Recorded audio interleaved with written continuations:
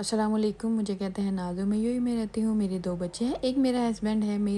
ये है मेरे घराने की कहानी। आपके घराने की कहानी क्या है वो आप मुझे कमेंट बॉक्स में बता सकते हैं। और आज मैं बनाने जा रही हूँ सर्दियों की सौगात, साग और मकई की रोटी। यहाँ आप देख भी सकते हैं मैंने साग को, उनके जो ऊपर वाला पार्ट होता है वो थोड़ा हार्ड होता है, उसको या हम पील कर सकते हैं या उसको थोड़ा थोड़ा ऊपर से रिमूव करते हैं। तो मैंने सारा रिमूव तकरीबन कर दिया था।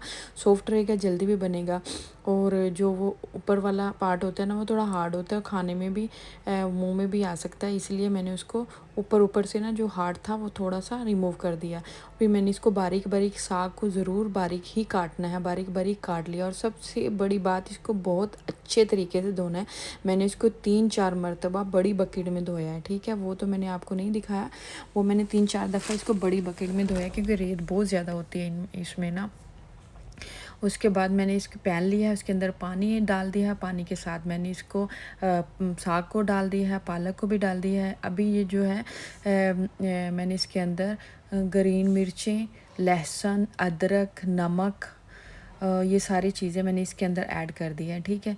अभी ये पककर तैयार हो जाएगा। अगर पानी कम लगे तो पानी और इसके अंदर ऐड करें ताकि अच्छे तरीके से गल जाए। ये अब गल चुका था तकरीबन, तो मैं इसको ब्लेंड कर लूँगी। और ब्लेंड करना बहुत ज़्यादा बारीक नहीं करना, ऐसे ही करना है जैसे हमने खुद हाथ से इसको बनाया है।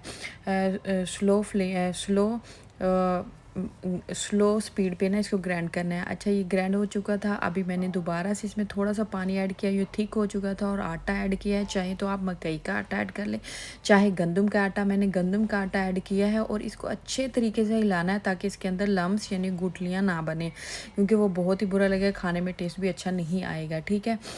इसकी यही है कि आप इसमें थोड़ा सा पानी डाल लें जब वो थिक हो जाए। ये थिक हो चुका था, मैंने इसके अंदर पानी ऐड कर दिया था। पानी ऐड करके फिर मैंने आटा ऐड कर दिया, तो उसको अच्छे तरीके से साथ ही जल्दी से हिलाना है, ठीक है। यहाँ मैंने दूसरा पैन ले लिया है और इसके अंदर मैंने ऐड कर दिया है लहसुन। मैं तड़का लगाने जा रही हूँ। लहसुन का तड़का किसी को पसंद होता है, किसी को नहीं पसंद है। प्याज का होता है वो प्याज का लगा सकता है। और यहाँ फिर उसके ऊपर मैंने गार्निश कर दिया है ग्रीन अनियन का। और साथ में यहाँ मैं अब बनाने जा रही हूँ रोटी मकई की। इसके अंदर मैंने कुछ आटा ऐड किया है मकई का और साथ में मैंने गंदम का, क्योंकि बच्चे हैं मेरे वो छोटे हैं तो उनके पेट में दर्द ना हो जाए, क्योंकि ये रोटी थोड़ी हार्ड होती है, ठीक। इसलिए मैंने इसके अंदर गंदम का आटा और मकई का दोनों को मिक्स किया है, ठीक है, इक्वल में। और अभी ये मैंने नीम गर्म पानी से मैंने इसको गूंद लिया है और इसके बाद मैंने पेड़ा बनाया और इसकी रोटी बना ली है, ये देखें।